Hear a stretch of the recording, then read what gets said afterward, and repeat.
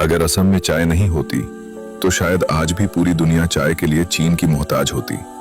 आपकी सुबह की 5 रुपए वाली चाय शायद सोने चांदी के भाव बिक रही होती।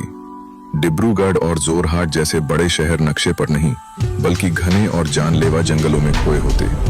असम में ट्रेन की सीटी बजने में शायद 50 साल और लग जाते और एशिया की पहली तेल रिफाइनरी डिगबोई शायद कभी मिल ही नहीं पाती। सोचिए, सिर्फ एक चाय की पत्ती ने कैसे पूरे इतिहास की दिशा बदल दी। दोस्तों, 19वीं सदी तक चाय पर सिर्फ और सिर्फ चीन का राज था। उस दौर में चाय पानी की तरह नहीं बल्कि महंगी शराब की तरह ट्रीट की जाती थी।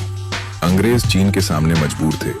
चाय खरीदने के लिए उन्हें चांदी देनी पड़ती थी, जिससे उनका खजाना खाली होता जा रहा था। अगर असम ने चाय नहीं दी होती तो आज दुनिया में चाय इतनी महंगी होती कि एक आम आदमी इसके बारे में सोच भी नहीं सकता था। भारत कभी भी दुनिया का टी हब नहीं बन पाता और हमारी इकोनॉमी की लगाम आज भी चीन के हाथ में होती।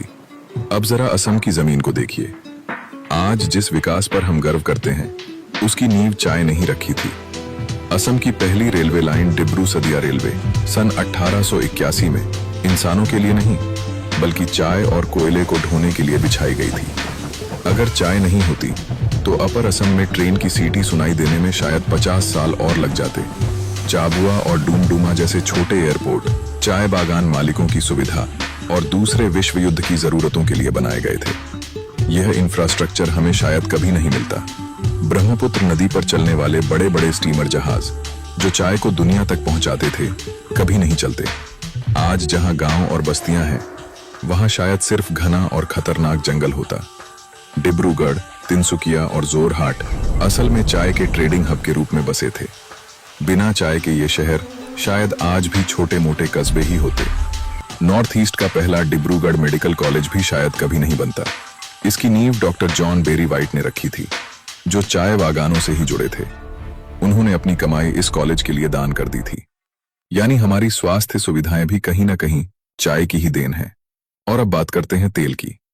असम में तेल खोजने वाली कंपनी असल में चाय और लकड़ी के व्यापार के लिए रेल की पटरियां बिछा रही थी। इसी दौरान डिगबोई में तेल मिला।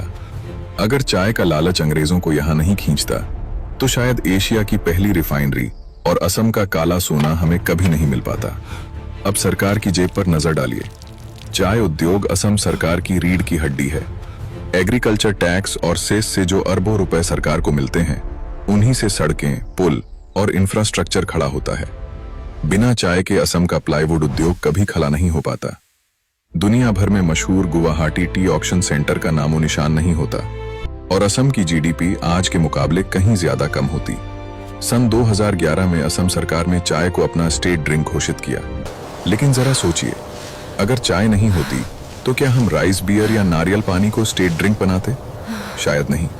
चाय के बिना असम के पास कोई ऐसी ऑफिशियल ड्रिंक ही नहीं होती जिसे हम दुनिया के सामने गर्व से पेश कर सकें। और आखिर में हमारी पहचान। दुनिया असम को tea garden of the world कहती है। काजीरंगा के बाद विदेशी पर्यटक यहाँ टी टूरिज्म और पुराने ऐतिहासिक बंगलों को देखने आते हैं। अगर चाय नहीं होती तो असम की पहचान शायद सिर्फ बाढ़ तक ही सीमित रह जाती। तो दोस्तों, ये बिल्कुल शीशे की तरह साफ है कि चाय के बिना असम वो असम नहीं होता जिसे आज हम जानते हैं। रेलवे, शहर, पैसा और दुनिया में नाम, ये सब हमें इस हरी पत्ती ने दिया। लेकिन रुकिए, एक बहुत बड़ा सवाल अभी भी बाकी है। इन जानलेवा जंगलों को साफ किसने किया? शेरों और मलेरिया के बीच रहकर रेलवे लाइन बिछाने वाले वो हाथ किसके थे? असम को अमीर बनाने के लिए किसने अपनी गरीबी, अपना खून और पसीना बहाया? असम के विकास के वो असली और अनसुने हीरो कौन है? इस कड़वे सच से पर्दा उठेगा हमारे अगले वीडियो पार्ट 2 में।